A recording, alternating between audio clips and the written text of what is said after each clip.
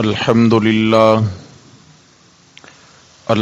للہ وحدہ والصلاة والسلام على من لا نبی بعدہ اما بعد فاعوذ باللہ من الشیطان الرجیم بسم اللہ الرحمن الرحیم وَذَرُوا ظَاهِرَ الْإِثْمِ وَبَاطِنَهُ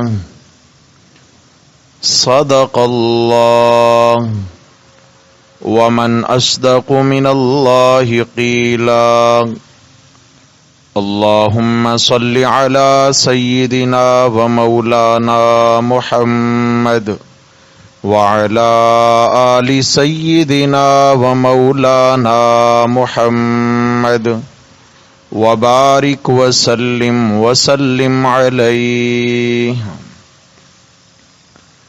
گرامی قدر سامعین حضرات محترم،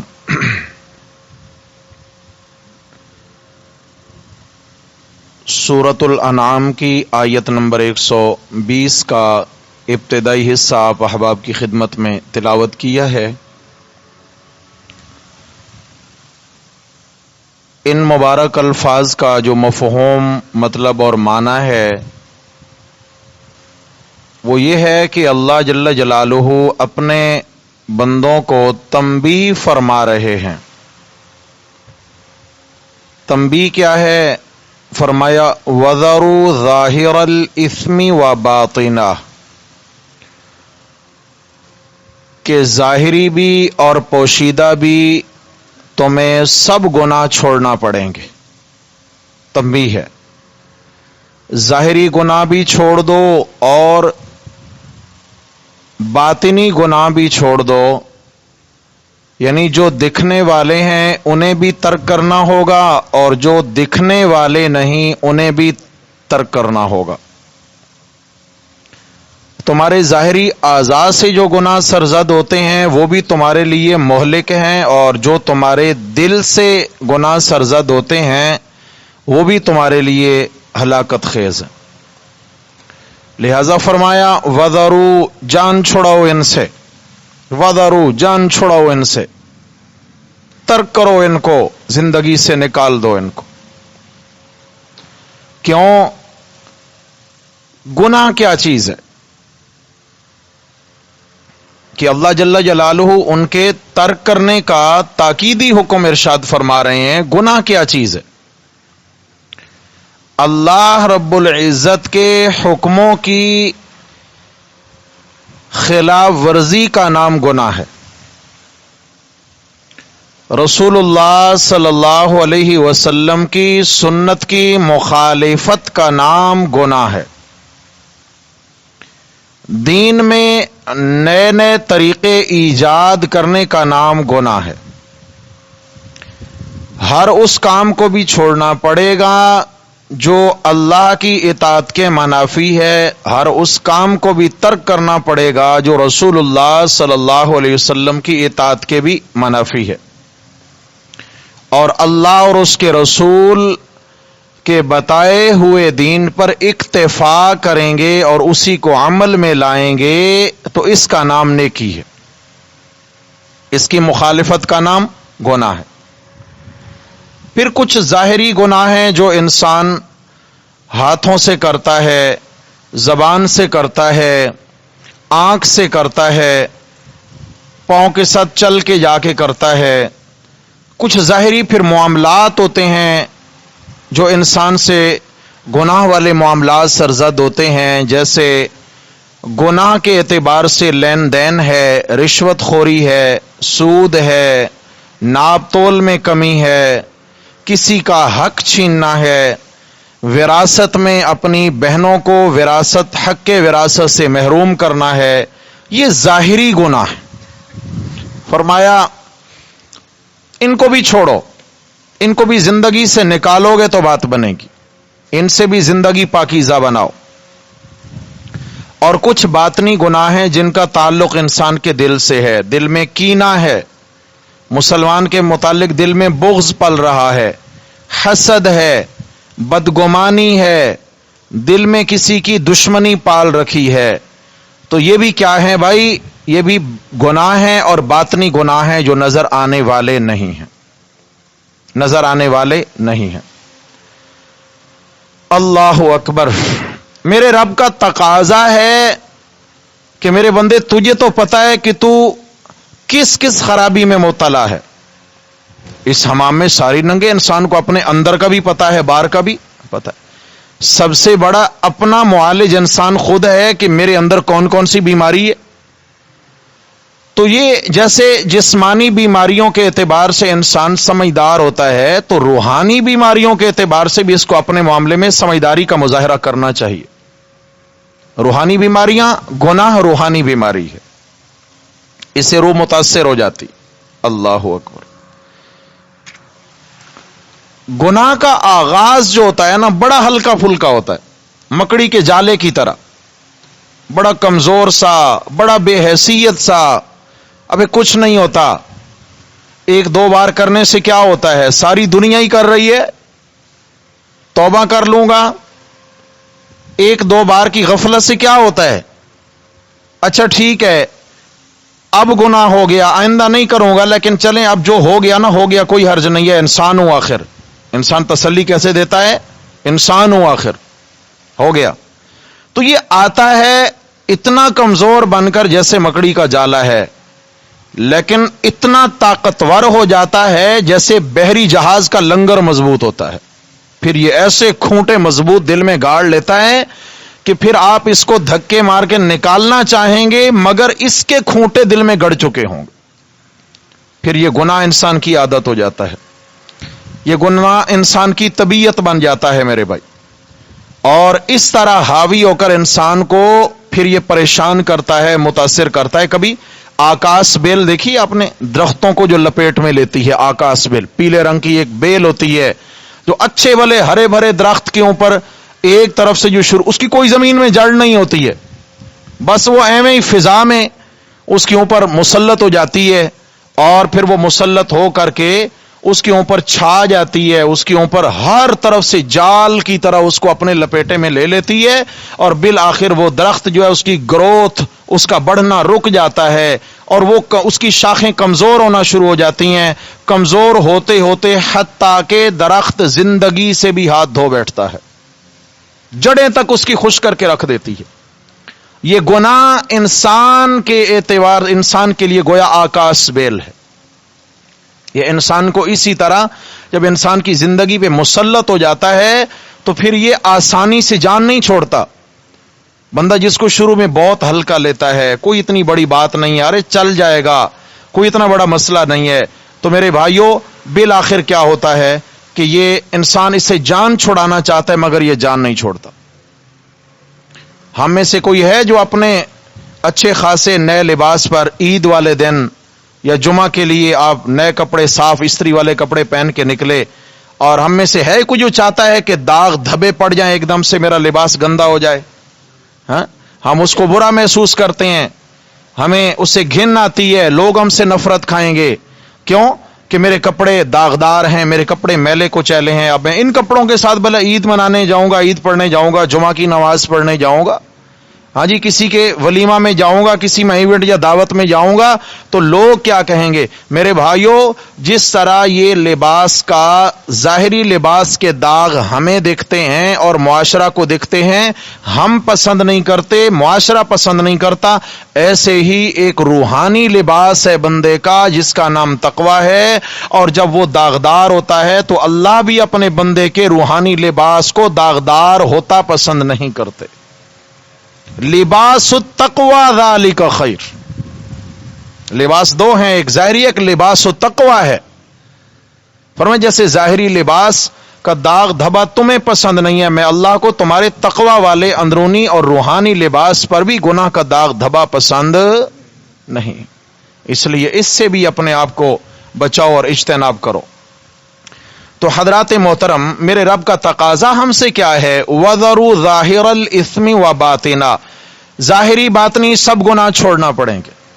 فرمایا میں رب سے تعلق بنانا چاہتے ہو، جیسے لوگوں سے تعلق رکھنا چاہتے ہو لیکن داغدار لباس کے ساتھ ان کے قریب نہیں جا سکتے، لوگ پسند نہیں کریں گے, گھن کھائیں گے. اگر گناہوں والا لباس دل کا لے کر میرے قریب آنا چاہو گے تو میں بھی تمہارا قرب پسند. میرے قریب آنا چاہتے ہو تو وزرو, دھکے مار کے نکالو. یہ کچرا کنڈی ختم کرنا ہوگی دل سے. یہ جو گناہوں کی کچرا کنڈی تم نے بنا رکھی ہے, اس کو ختم کرنا ہوگا. یہ میں اللہ کو پسند نہیں ہے. پچھلے سبق میں عرض کیا تھا کہ گناہ بہت موذی چیز ہے, بہت موذی چیز ہے. آخرت تو تباہ ہے ہی ہے, آخرت کا نقصان تو ہے ہی ہے. میرے بھائیو, دنیا کے اعتبار سے گناہ کے 26 نقصانات ہیں. شاہ بھائی بولیں کتنے جی؟ عرض کیا تھا نا کہ انشاءاللہ پڑھیں گے. کوشش کرتے ہیں اللہ تبارک و تعالی ہمیں نقصانات کو سمجھ کر ان سے بچنے کی توفیق عطا فرمائے. اللہ اکبر, اللہ اکبر, اللہ. سب سے پہلا جو نقصان ہے, انسان کا دنیا میں اگر وقار ہے, انسان کی عزت ہے, لوگوں کے دل میں انسان گھر کر سکتا ہے, تو وہ علم کا نور ہے. جو اس کے علم کا نور اس کو لوگوں کے دلوں میں جگہ بنا کے دے سکتا ہے. اور علم بھی علم شریعت کا ہے, اللہ اور اس کے نبی کے احکامات کا علم. علم ایک نور ہے, اور علم سے ہی انسان کو مقام ملتا ہے. اس لیے تو میرے رب نے قرآن مجید میں نہیں فرمایا هل يستوي الذين يعلمون والذين لا يعلمون, کہ علماء اور غیر علماء یہ کبھی برابر نہیں ہو سکتے. کیوں؟ کہ اس لیے کہ جو اہل علم ہیں ان کو اللہ نے باطنی آنکھیں عطا فرمائی ہوئی ہیں, جن سے وہ دیکھتے بھی ہیں اور لوگوں کو راستہ دکھاتے بھی. تو اس لیے فرمایا کہ علم ایک نور ہے, اور اللہ کو بھی علم پسند ہے, اور مخلوق کو بھی علم والے پسند ہیں. اور اللہ تبارک و تعالی نے اہل علم کا مقام بھی بہت بڑا بنایا. العلماء ورثۃ الانبیاء, کہ اہل علم طبقہ جو ہے, علماء جو ہیں, یہ نبیوں کے مشن کے وارث ہیں علیہم الصلاۃ و تسلیمات, انبیاء علیہم الصلاۃ و تسلیمات کے مشن کے وارث ہیں. تو کیا خیال ہے بھائی, جتنا مقام بڑا ہے, جتنا ڈیوٹی بڑی ہے, اتنا یہ سیٹ حساس بھی ہے یا نہیں ہے؟ ہے نا, جتنا یہ سیٹ اہم ہے اتنا حساس بھی ہے. اس لیے اہمیت سامنے رکھ کر پھر انسان قدم پھونک پھونک کے رکھے. تو اب ذرا آپ واپس آئیے. سب سے پہلا جو حملہ ہوتا ہے گناہ کا, وہ انسان کے علم پہ ہوتا ہے. شاہ بولیں کس پہ ہوتا ہے جی؟ جتنا بھی علم ہے, کسی کے پاس زیادہ ہے, کسی کے پاس کم ہے, بہرحال جتنا بھی علم ہوتا ہے, کم علم بھی ہے, اگر صرف کلمہ کا علم بھی ہے, نماز کا علم بھی ہے, غسل اور وضو کا علم بھی ہے, مثال دیتا ہوں, کم علم بھی ہے. ہر مسلمان کے پاس اللہ نے کچھ نہ کچھ, ہر مسلمان کے لیے اللہ نے کچھ نہ کچھ علم تو مختص رکھا ہوا ہے. تو میرے بھائیو, دوستو, بزرگو, اس کا پہلا حملہ جو ہوتا ہے انسان کے علم پر ہوتا ہے. امام مالک رحمت اللہ علیہ نے اپنے شاگرد امام شافعی رحمہ اللہ کو ایک مرتبہ فرمایا کہ بیٹا, میں محسوس کر رہا ہوں کہ اللہ تیرے دل میں علم کا نور بھر رہے ہیں. میں محسوس کر رہا ہوں. اہل اللہ تھے, اہل اللہ تھے, اللہ نے ان کو بڑی فراست نصیب فرمائی تھی. میں محسوس کر رہا ہوں کہ اللہ آپ کے دل میں علم کا نور بھر رہے ہیں, لیکن میری ایک وصیت یاد رکھنا, کبھی گناہ کی ظلمت کے ذریعے اس نور کو بے نور نہ کر دینا. کبھی گناہ کی ظلمت سے اس نور کو بے نور نہ کر دینا. یعنی جس دل میں علم کا نور سمایا ہوا ہے, اگر اس دل میں گناہ کی ظلمت اور اندھیرا آنے لگا, جہاں اندھیرا ہوتا ہے وہاں روشنی نہیں ہوتی. اللہ اکبر, اللہ اکبر. اور امام شافعی رحمت اللہ علیہ خود فرماتے ہیں اپنے متعلق کہ مجھے ایک مرتبہ ایسا محسوس ہونے لگا کہ بھئی گڑبڑ شروع ہو گئی ہے, کوئی گڑبڑ ہے, مجھے بات یاد نہیں رہتی ہے, میں علم بھولنے لگا ہوں. علم کی بہت ساری باتیں ہیں, بہت ساری احادیث ہیں, بہت سارے احکامات ہیں جو میں بھولنے لگا ہوں. آخر یہ کیوں ایسے ہونے لگا ہے؟ اپنے استاد حضرت وکیع رحمہ اللہ تعالی, بڑے اللہ کے ولی گزرے ہیں, حضرت امام وکیع رحمہ اللہ سے انہوں نے شکایت کی تو خود فرماتے ہیں کہ شکوت الی وکیع سوء حفظی, میں نے اپنے استاد حضرت وکیع سے اپنے قوت حافظہ کی कमजोरी की शिकायत की। फ़औसानी इला तर्किल मासी, मेरे उस्ताद जी ने मुझे कहा गुनाह छोड़ दे। अल्लाह अकबर, मेरे उस्ताद जी ने क्या कहा?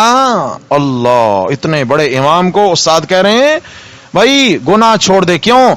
लिअन्नल इल्म नूरुम मिन इलाही व नूरुल्लाहि ला युता लिआसी, इसलिए कि इल्म ये अल्लाह की जानिब से अता किया हुआ नूर है और नूर अंधेरे की जगह में नहीं रह सकता, और गुनाह अंधेरा है। लिहाजा जिस दिल में गुनाहों की जुल्मत आएगी वहां इल्म का नूर नहीं रह सकेगा। अगर चाहते हो कि अल्लाह ताला हमें साहिब इल्म बना दें, या जितना इल्म मौजूद है अल्लाह इसको इस्तेहकाम अता फरमा दें। क्या? हर लफ्ज ही बदनाम हो रहा है हर लफ्ज ही बदनाम होने चला है। अब तो बड़ी बड़ी इस्तेहकाम पार्टियां आने लगी हैं समझा कि नहीं? इस्तेहकाम। चलें भाई, अल्लाह इस मुल्क को इस्तेहकाम दे, लेकिन अल्लाह हमें हमारे ईमान का इस्तेहकाम तो दे दे। क्या ख्याल है? ईमान का इस्तेहकाम तो बहुत जरूरी है। कब्र की चंद गज जगह कहीं ना कहीं मिल जाएगी इंशाअल्लाह, लेकिन अगर इल्म के इस्तेहकाम, ईमान के इस्तेहकाम के बगैर अगर चले गए तो मेरे भाई काम नहीं बनेगा। अल्लाह मेरे वतन की भी हिफाजत फरमाए। अल्लाह अल्लाह। तो इमाम शाफी रहमतुल्लाह अलैह क्या फरमाते हैं कि मुझे ये कहा गया कि तुम अगर चाहते हो कि कुव्वत हाफिजा मजबूत हो जाए तो क्या करो? गुनाह छोड़ दो। यही इमाम वकी रहमतुल्लाह अलैह, जिनसे शागिर्द शिकवा कर रहे हैं, शकौतु इला वकी इंसु हिफ्ज, इमाम वकी रहमतुल्लाह अलैह के मुताल्लिक किताबों में लिखा है कि ये गजब का हाफजा था इनका। जहां जिस किताब में इनकी नजर पड़ जाती थी फिर मजाल है कि वो बात इन्हें भूल जाए। और इस लेवल के, इस कुव्वत हाफजा के मुताखिरीन में एक शख्स करीब जमाना में गुजरे हैं, अल्लामा अनवर शाह कश्मीरी रहमतुल्लाह अलैह। अल्लाह ने उनको भी कमाल की कुव्वत हाफजा अता फरमाई थी, कमाल की कुव्वत हाफजा था। अल्लाह अकबर अल्लाह अकबर। फरमाते हैं कि मैं एक मरतबा इराक के एक कुतुबखाने में गया, और अल्लामा अनवर शाह कश्मीरी रहमतुल्लाह फरमाते हैं कि इराक के कुतुबखाने में गया तो वहां मैंने नूरुल इज़ाह नामी किताब देखी। नूरुल इज़ाह फिक़ह की किताब है, नूरुल इज़ाह अरबी में है। मैंने उसका मुताला किया, बिल इस्तियाब मुताला किया, किताब छोड़ के आ गया। मेरा दिल चाहा कि इब्तदाई जमाना के जो तलबा होते हैं उनके लिए ये किताब फ़िक़ही एतबार से बड़ी मुफीद रहेगी, लिहाजा ये किताब मंगवाई जाए। जब पता किया तो पता चला कि उस कुतुबखाने में आग लग गई थी और वो किताब तो जल के खत्म हो गई, किताबें जल गई, और वही वहां एक नुस्खा था, कलमी नुस्खा था। अल्लामा अनवर शाह कश्मीरी रहमतुल्लाह फरमाते हैं कि मैंने फिर ये जो सरकारी मशीन थी इस पर जोर दिया कि तूने मुताला तो किया था, जरा दे। कलम उठाई और फिर उसके बाद लिखना शुरू किया। जो पढ़ी थी हर्फ बहर्फ किताब लिख मारी, हर्फ बहर्फ किताब लिख मारी। अल्लाह, कैसे कमाल के लोग थे, कैसे कमाल के लोग। ये इमाम वकी रहमतुल्लाह अलैह भी कमाल दर्जे की कुव्वत हाफजा के मालिक थे, कमाल दर्जे की कुव्वत हाफजा के। तो इनसे किसी ने कहा कि हजरत जैसे अल्लाह ने आपको हाफजा अता फरमाया है, कोई हमें भी ऐसा कोई खमीरा बताएं, कोई ऐसी चीज बताएं जो हम भी खाएं, कोई माजून वाजून, ताकि हमारी भी कुव्वत हाफजा मजबूत हो। तो फरमान लगे किसी माजून की जरूरत नहीं है, बस गुनाह करना छोड़ दो। क्या करो? हाँ, गुनाह करना छोड़ दो। अच्छा, इल्म के जवाल के लिए सबसे खतरनाक गुनाह, गुनाह तो बहुत सारे हैं, इल्म के जवाल के लिए सबसे खतरनाक गुनाह बदनजरी का गुनाह है। बदनजरी का गुनाह, बदनजरी वो गुनाह है कि जो ही किसी चीज पे निगाह पड़ती है तो उसका अक्स दिल में उतार देती है, और दिल में जब अक्स उसका उतरता है तो वो दिल के अंदर आकर अक्स अपनी जड़ें गाड़ लेता है। समझ आ गई ना? क्योंकि बार बार उस चीज का ख्याल आना, जो देखी हुई थी ख्याल आना, आंख ने तो एक बार देखा था लेकिन अब दिल क्या है, उसके ख्याल में मचल रहा है, दिल उसके तस्वुर में मचल रहा है। तो ये क्या होता है, अगर किसी, मिसाल के तौर पे गुनाह की चीज, किसी नामहरम के बदन पे नजर पड़ गई है, किसी नामहरम खातून को देख लिया, गुनाह की नीयत से देख लिया, उसका अक्स दिल में उतर गया, अब ये गुनाह की जुल्मत दिल में आ गई है, जुल्मत आने की देर है, इल्म रुखसत हो जाता है, इल्म रुखसत हो जाता है। इससे मेरे भाइयों, अगर हम कुव्वत हाफजा मजबूत बनाना चाहते हैं तो हमें कौन सा माजून खाना पड़ेगा? माशाअल्लाह। हकीम साहब कौन सा खाएंगे भाई? गुनाह छोड़ना पड़ेंगे, इससे बड़ा कोई माजून नहीं है भाई। अल्लाह में तौफीक अता फरमाए। तो अर्ज कर रहे थे कि गुनाह के 26 नुकसानात, उनमें पहला नुकसान क्या है कि गुनाह जो हैं ये इल्म के दुश्मन है। गुनाह आता है, इल्म रुखसत हो जाता है। अल्लाह तबारक व तआला हमें ज़वाल इल्म से महफूज व मामून फरमाए। और दूसरा जो नुकसान है गुनाह का वो है रिज्क में तंगी का वाक़े हो जाना। रिज्क की तंगी, इसके पीछे सबसे बड़ा सबब इंसान के गुनाह है। मुस्तदरक हाकिम अल सहीहैन की रिवायत है, रसूलुल्लाह सल्लल्लाहु अलैहि वसल्लम ने इरशाद फरमाया, फ़इन्न रजुला लयुहरमु रिज़्क़ बिज़ंब युसीबुहु औ कमा क़ाल नबी सल्लल्लाहु अलैहि वसल्लम, कि एक बंदा जो है वो रिज्क से महरूम इसलिए कर दिया जाता है कि वो गुनाह नहीं छोड़ रहा, वो गुनाह में मुब्तला है। फरमाया गुनाह जो है ये रिज्क में बेबरकती का सबसे बड़ा सबब है। गुनाहों में बरकत इस तरह छिन जाती है जैसे बरकत कभी आई ही न थी। इसे मेरे भाइयों, अगर हम चाहते हैं कि हमारे रिज्क में वसअत हो तो तकवा लाना पड़ेगा। क्या करना होगा जी? हाँ, तकवा। तकवा क्या है? गुनाहों का छोड़ देना, इसका नाम तकवा है। तकवा का उर्दू में माना है परहेज। क्या? मुत्तकी, परहेजगार, परहेज करने वाला। और यहां परहेज किस चीज से है जी? चीनी से तो है नहीं। क्यों भाई? परहेज तो शुगर वाला चीनी से करेगा, क्योंकि उससे नुकसान क्या है? शुगर का लेवल अप हो जाएगा। और इसी तरह अगर गुनाह से परहेज नहीं किया तो गुनाहों का लेवल बढ़ता चला जाएगा। फिर क्या है? अल्लाह तबारक व तआला की तरफ से इल्म भी छिनने लग जाएगा और रिज्क भी। अच्छा, हम समझते हैं कि रिज्क सिर्फ तनख्वाह है, इनकम है, दुकान है, रोटी के निवाले। नहीं नहीं नहीं, ये रिज्क नहीं है। नहीं, बल्कि ये भी रिज्क है, मगर ये कामिल रिज्क नहीं है। सेहत भी रिज्क है, इल्म भी रिज्क है, और औलाद भी रिज्क है, बीवी भी, घर भी रिज्क है। और इस तरीके से आमाल का ज़ौक, ये भी रिज्क है।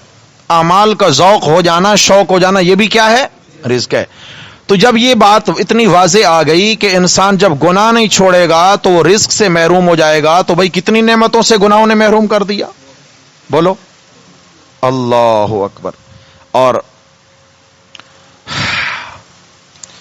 बनी इसराइल के मुतालिक इमाम अहमद इब्न हंबल रहमतुल्लाह अलैह ने इमाम वहब रहमहुल्लाह से रिवायत नकल की है कि बनी इसराइल को एक पैगंबर की ज़बानी मेरे रब ने यह बात इरशाद फरमाई थी कि जब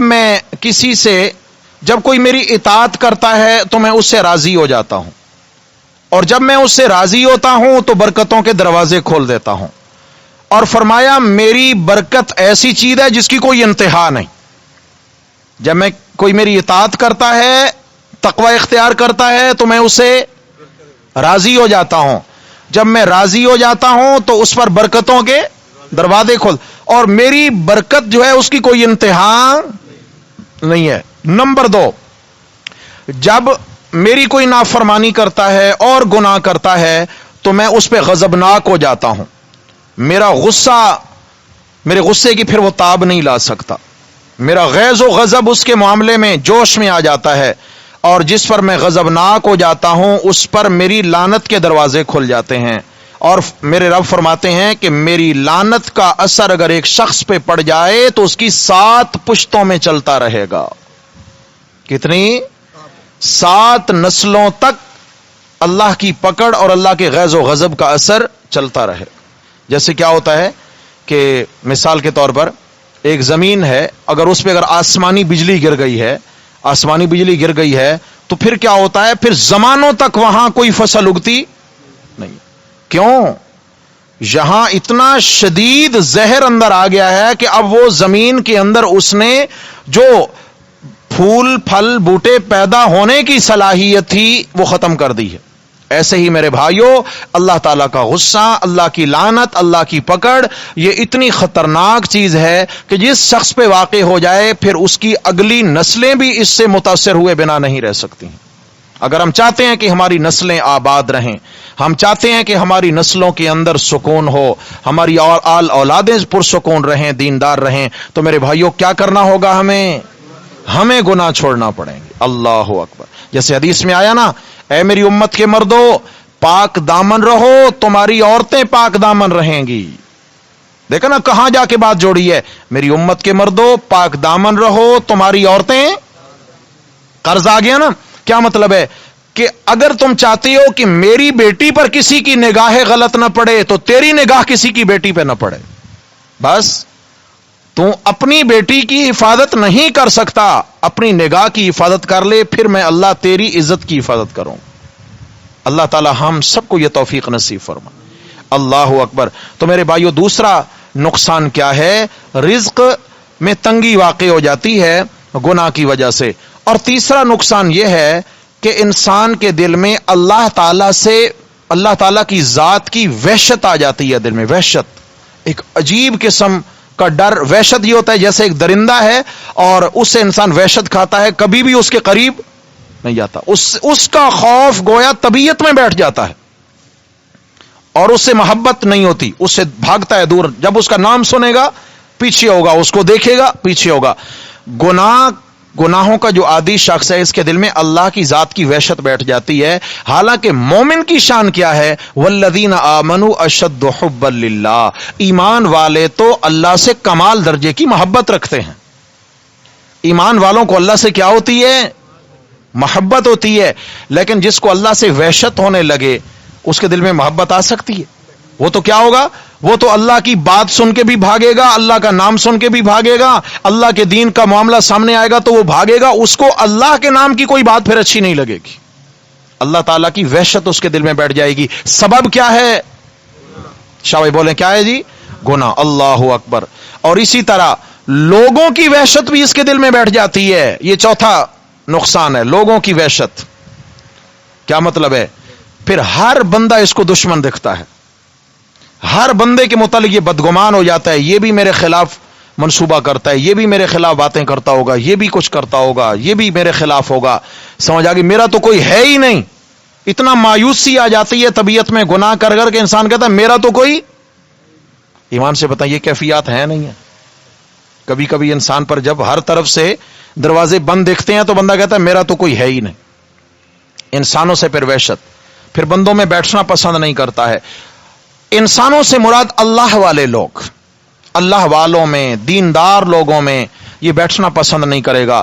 اگر دیندار لوگوں میں کچھ دیر بیٹھ گیا تو ایسا ہوگا جیسے اس کے پاؤں تلے انگارے ہیں، ابھی اٹھ کے بھاگوں اور ابھی اٹھ کے بھاگوں. سمجھ آ گئی ہے؟ یہ گناہوں کا اثر ہے میرے بھائی. کیوں؟ جب اللہ والوں سے وحشت ہوگی تو کیا ہے؟ اللہ والوں کا فیض اس کو حاصل ہوگا؟ کبھی بھی نہیں. اللہ والوں کے فیض سے محروم ہو گیا. اس لیے اگر ہم چاہتے ہیں کہ اللہ والوں کی محبت ہمارے دل میں آئے، اللہ کی محبت دل میں آئے، گناہ چھوڑ دیں. اللہ والوں کی محبت دل میں آئے، پھر بھی کیا کر دیں؟ گناہ چھوڑ دیں. اللہ والوں کی محبت دل میں آنا شروع ہو جائے گی. اللہ والوں کی محبت دل میں راستہ بنا لے گی انشاءاللہ تعالی، اور پھر غیر محسوس طریقہ سے تربیت ہونا شروع ہو جائے گی. اللہ اکبر. اللہ اکبر. ایک اللہ والے تھے، وہ فرمایا کرتے تھے کہ جب میرے سے کوئی گناہ سرزد ہوتا ہے، توجہ ہے، اللہ والے بہت بڑے اللہ والے، جب مجھ سے کوئی گناہ سرزد ہوتا ہے تو میں نقد اس کا اثر اپنے بیوی بچوں میں محسوس کرتا ہوں. کیا؟ میں نقد اس گناہ کا اثر اپنے بیوی بچوں میں محسوس کرتا ہوں. کیا ہوتا ہے؟ وہ فرماتے ہیں کہ میرے بیوی بچے میری اطاعت سے ہاتھ کھینچ لیتے ہیں. سمجھ آ گئی؟ وہ میری ایک نہیں سنتے. پھر جب میں گناہ کرتا ہوں، مجھ سے کوئی گناہ ہوتا ہے، جب میں دیکھتا ہوں میری بیوی بات نہیں مان رہی، بچے نہیں مان رہے، تو میں سمجھ جاتا ہوں کہیں مجھ سے اللہ کی نافرمانی ہوئی ہے. کمال کی سوچ نہیں ہے؟ کمال کی سوچ نہیں ہے کہ انسان جب دیکھے کہ میری بیوی نہیں سن رہی ہے، اس کا حل یہ تھوڑی ہے کہ بندہ بیوی کو سمجھانے بیٹھ جائے اور بیوی کا مقابلہ اور بیوی اور بچوں کا مقابلہ. نہیں، اپنا پیچھے مڑ کر دیکھے کہیں مجھ سے غلطی ہو گئی، اپنے رب کے حضور استغفار کرے، اپنے رب کو منائے. انشاءاللہ یہ دل جو ہے یہ رب کی دو انگلیوں کے بیچ میں ہے، وہ جیسے چاہتا ہے الٹ پلٹ کرتا ہے. جب وہ راضی ہو جائے گا تو بیوی کا دل بھی ٹھیک ہو جائے گا، بچوں کا دل بھی، سب ٹھیک ہو جائیں گے. سمجھ آ گئی ہے؟ اس کے لیے کیا ہے جی؟ اللہ اکبر. اللہ اکبر. انسانوں کے دلوں میں وحشت، انسان کی اس کے دل میں وحشت کیسے آتی ہے؟ گناہ کی وجہ سے. اور پانچواں نقصان یہ ہے کہ گناہوں کی وجہ سے کاموں میں دشواری آنے لگ جاتی ہے. باتیں ذرا سادہ سادہ سی ہیں، لیکن اللہ کرے کہ یہ بات مجھے سمجھ میں آ جائے. میرے لیے آمین کہہ دیں، اپنے لیے نہ کہیں. سمجھ آ گئی؟ اپنے لیے بھلے نہ کہیں، لیکن میں دعا کروں گا اللہ کرے آپ کو بھی سمجھ میں آ جائے. دیکھیں نا جی، یہ تو ہمارے مشاہدے میں یہ چیزیں ہیں، لیکن صرف یہ کہ ہمیں پلٹ کے تھوڑا دیکھنا پڑے گا، غور کرنا پڑے گا، محاسبہ کرنا پڑے گا.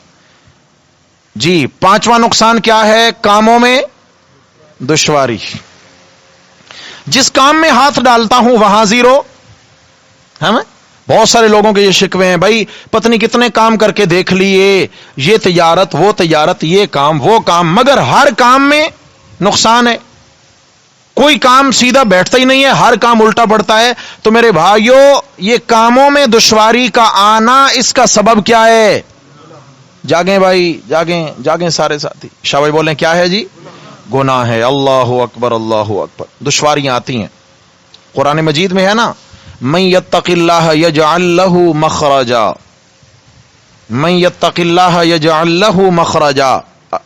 اس میں 28ویں پارہ میں سورہ طلاق میں، کہ جو اللہ کا تقوی دل میں بٹھا لیتا ہے، یعنی گناہ چھوڑ دیتا ہے، یجعل لہ مخرجا، اللہ اس کو ہر مشکل سے نکال لیتے ہیں. آسان الفاظ تو یوں ہیں کہ جو بندہ گناہ چھوڑ دیتا ہے، اللہ اس کو ہر مشکل سے اس طرح ہر الجھن سے نکال لیتے ہیں جیسے گوندھے آٹے سے بال نکال لیا جاتا ہے. سمجھے؟ اللہ اس کے نکلنے کی راہیں پیدا فرما دیتے ہیں. دشواری نہیں ہوتی کسی کام میں، اللہ اس کے کام خود سنوارنے لگ جاتے ہیں. حتیٰ کہ یرزقہ من حیث لا یحتسب، رزق بھی اللہ ایسے ذریعے سے عطا فرماتے ہیں کہ اس کو گمان بھی نہیں ہوتا کہاں سے آ رہا ہے. اللہ اکبر. اللہ، جس نے گناہ چھوڑ دیے تو لازمی بات ہے اس کا مفہوم مخالف یہی بنتا ہے کہ پھر گناہ کرے گا تو الجھن پیدا ہوگی، دشواری ہوگی. گناہ چھوڑے گا تو دشواریوں کا خاتمہ ہوگا، اور جب گناہوں میں مبتلا ہوگا تو کیا ہوگا بھائی؟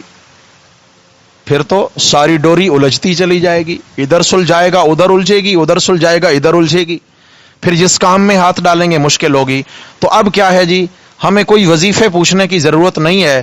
اگر ہم چاہتے ہیں کہ ہماری دکان کامیاب ہو جائے، ہمارا کاروبار کامیاب ہو جائے، ہمارے کارخانے اور ہماری ملیں کامیاب ہو جائیں، ہمارے جتنے بھی ذرائع انکم اور آمدن ہے وہ کامیاب ہو جائیں، تو ہمیں اللہ سے سلو کرنی ہے. جی کیا کرنا ہے؟ شاباش. اللہ سے، ہاں اللہ تعالیٰ سے حالات بہتر بنانے ہیں انشاءاللہ تعالیٰ. اور حالات بہتر بنانے کے لیے میں نے اس دن بھی سبق میں عرض کیا تھا، اگر آپ مشکل سمجھتے ہیں کہ بڑے بڑے گناہ ایک دم سے چھوڑنا مشکل ہے، تو بھائی چھوٹے چھوٹے گناہوں سے تو آغاز کر دیں. ہیں چھوٹے چھوٹے گناہ تو ہم چھوڑنا شروع کر دیں. چھوٹے چھوٹے گناہ جن کو ہم گناہ سمجھتے ہی نہیں ہیں ان کو سمجھیں اور چھوڑنا شروع کریں. انشاءاللہ تعالی یہ چھوٹی کنکریاں جب ہٹتی چلی جائیں گی تو اللہ تعالیٰ بڑے بڑے پتھر بھی راستے سے ہٹا دے گا انشاءاللہ. چھوٹے چھوٹے روڑے تو ہم ہٹا دیں جو ہمارے بس میں ہیں، باقی اللہ رب العزت انشاءاللہ توفیق عطا فرما دیں گے. تو میرے بھائیو دوستو بزرگوں، آج کے سبق میں ہم نے گناہ کے کتنے نقصانات پڑھے؟ 5 نقصانات پڑھے. میرے رب نے فرمایا نقصانات کل کتنے؟ 26 نقصانات پڑھیں گے انشاءاللہ. میرے رب نے فرمایا کہ اگر چاہتے ہو کہ ان نقصانات سے بچ جاؤ تو وَذَرُوا ظَاهِرَ الْإِثْمِ وَبَاطِنَ، ظاہری باطنی سب گناہوں کو طلاقیں دینا ہوں گے، سب گناہ چھوڑنا ہوں گے. ایک ایک گناہ کو ٹھوکر مار کے زندگی سے نکالنا ہوگا. سمجھ آ گئی ہے؟ گناہوں سے اپنا منہ پھیر لیں، گناہوں سے اپنا رخ پھیر لیں، گناہوں سے ناتا توڑ لیں، گناہوں کو زندگی سے نکالنے کی کوشش کریں، تقوی اختیار کریں. میرے بھائیوں، میرے رب کا اتنا تقاضا تہجد گزاری کا نہیں ہے کہ تم آدھی رات میں اٹھو، نیند قربان کرو اور تہجد کے لیے مصلی پہ آ جاؤ. یہ اتنا تقاضا نہیں ہے میرے رب کا، لیکن اس سے کہیں زیادہ تقاضا گناہ چھوڑنے کا ہے. قرآن میں یہ دیکھیں نا، وَذَرُوا ظَاهِرَ الْإِثْمِ، چھوڑنا پڑیں گے. فرمایا نکالو زندگی سے گناہوں کو. اللہ اکبر، اللہ اکبر، اللہ اکبر. کپڑا پرانا بھی ہو لیکن ناپاک نہ ہو. کیا ہے؟ کپڑا بھلے پرانا بھی ہو مگر ناپاک نہ ہو، گندگی کے داغ دھبے اس پر لگے نہ ہوں، پھر بھی چل جاتا ہے. لیکن لباس بالکل نیا ہو اور اس پر ہر قسم کی غلاظت کے داغ دھبے لگے ہوں، یہ آستین بھی جناب آلودہ ہے اور یہ آستین بھی آلودہ ہے اور دامن بھی آلودہ ہے. کوئی آپ جا کے لوگوں میں بیٹھیں، لوگ کہیں بھائی اٹھ جاؤ کدھر آ گئے، آپ کہیں یار ابھی تو درزی سے لے کے جوڑا پہن کے آیا ہوں، تھوڑی سی گندگی لگی کیا ہو گیا، نیا سوٹ تو ہے، برانڈڈ سوٹ ہے پہن کے آیا ہوں، تو آپ کی برانڈڈ سوٹ کی کوئی قدر ہوگی وہاں پہ؟ تو یہی ہے میرے بھائیو، اگر ہم تہجد پڑھیں لیکن گناہوں کی غلاظت نہ چھوڑیں. لباس تو عمدہ ہے لیکن اوپر داغ گناہوں کے ہم مسلسل لگاتے چلے جا رہے ہیں، اللہ کو یہ پسند نہیں ہے. عمل تھوڑا ہو لیکن گناہ نہیں ہونا چاہیے. عمل کم کریں چل جائے گا لیکن دن قیامت کے چونکہ گناہ اور ثواب آپس میں تلنے والے ہیں، اگر نیکیاں کم بھی ہوئیں ادھر گناہ نہ ہوئے تو کم سے بھی کام چل جائے گا، سمجھ، کم سے بھی کام چل جائے گا. لیکن اگر گناہ زیادہ ہو گئے، نیکیاں کم ہو گئیں، کیا ہوگا بھائی؟ فَأُمُّهُ هَاوِيَةٌ أَمَّا مَنْ خَفَّتْ مَوَازِينُهُ، جس کے تول ہلکے ہو گئے نیکیوں والے، گناہ بڑھ گئے، اُمُّهُ هَاوِيَةٌ، اس کو تو ہاویہ یعنی جہنم اپنی لپیٹ میں لے لے. اللہ تبارک و تعالی ہم سب کی حفاظت فرمائے. تو میرے بھائیو، عرض کرنے کا مقصد یہ ہے کہ اللہ تبارک و تعالی سے گناہ معاف کرانے ہیں. استغفار بہت عظیم عمل ہے، بہت عظیم عمل ہے، تمام نبیوں کا عمل ہے. جناب رسول اللہ صلی اللہ علیہ وسلم اپنی امت کو استغفار کی تلقین فرمایا کرتے تھے، اور خود بھی میرے آقا علیہ السلام استغفار کیا کرتے تھے، گناہوں سے معصوم ہونے کے باوجود استغفار فرمایا کرتے تھے. فسبح بحمد ربک واستغفر، تسبیح بھی کیجیے اپنے رب کی لیکن استغفار بھی کیجیے. یا اللہ میں تو گناہ کرتا ہی نہیں ہوں، فرمایا پھر بھی کیجیے. معلوم ہوا کہ استغفار سے کیا ہوگا، ہمارے تو گناہ معاف ہوں گے، گناہ جب ختم ہو جائیں گے اللہ استغفار سے درجات بلند کرنا شروع کر دیں گے انشاءاللہ. دعا اللہ تبارک و تعالی ہمیں گناہوں کے وبال سے محفوظ فرمائیں. زندگی رہی تو انشاءاللہ اگلے سبق میں باتیں کچھ ہوں گی. اللہ تبارک و تعالی ہمیں ان 5 اسباق کو یاد رکھنے کی توفیق نصیب فرمائے. یاد رہیں گے انشاءاللہ تعالی. کوشش کریں میرے بھائی عمل کی نیت سے، ہم سب عمل کی نیت سے بیٹھیں، جڑیں، ملیں، سنیں، سنائیں، عمل کی نیت سے. انشاءاللہ تعالی مجمع میں اگر کوئی ایک شخص بھی کامل عمل والا بن گیا، یقیناً وہ ولی اللہ ہے، اور امید ہے اللہ اس کے اعمال کی برکت سے ہم سب کی مغفرت فرما دیں گے انشاءاللہ. اور یہ کوشش ہمیں سب کو کرنی ہے کہ اللہ کرے اس نہج پہ میں پورا اتر جاؤں. ہم سب کو اللہ کرے اس نہج پہ میں پورا اتر جاؤں. ہم سب کوشش کریں گے انشاءاللہ. اللہ تعالی ہم سب کے حامی و ناصر ہوں. اقول قولی ھذا استغفر اللہ.